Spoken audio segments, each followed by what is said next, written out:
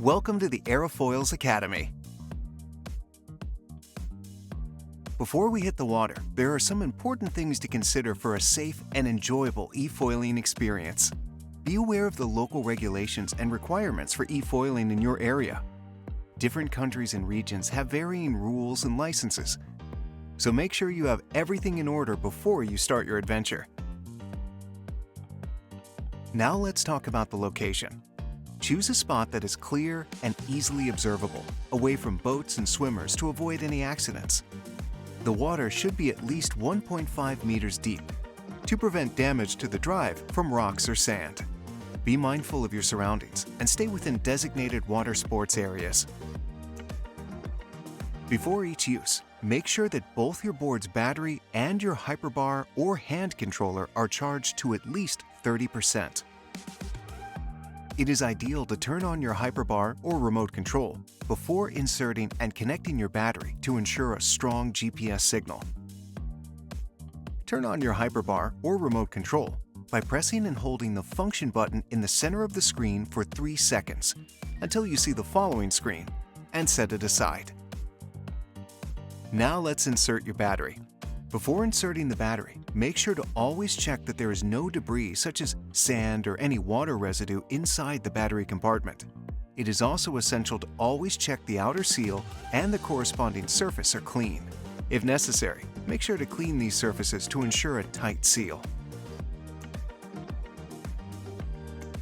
When inserting your battery, gently bend the 3 cables from the drive unit upwards so that they are not squeezed.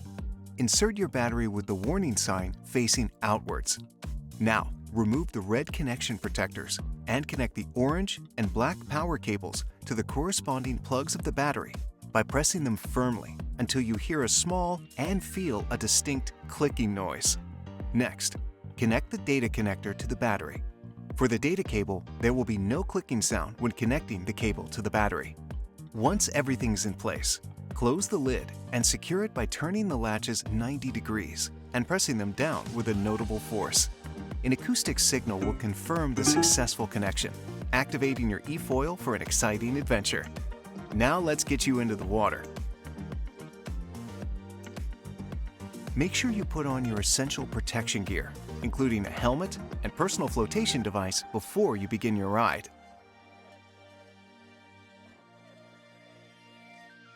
Before you enter the water, make sure that the yellow safety magnet is already attached to your wrist and pulled tight. To make carrying your board into the water easier, we recommend setting up your board as closely to the water as possible. There are 2 ways to carry your Hyperfly into the water. For the first couple of times, we recommend doing this with 2 persons. 1.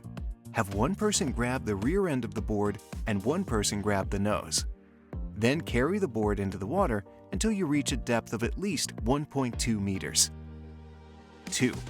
Alternatively, tilt the board to the side with one hand already on the grab handle and the other hand holding the mast. Once in the water, turn the board upside down with the foil rising up. Take the board upside down with you until you are in deeper water. Around 1.2 meters is fine. Lastly, flip the board around so the foil is under the water and the board floats without the wings hitting the ground.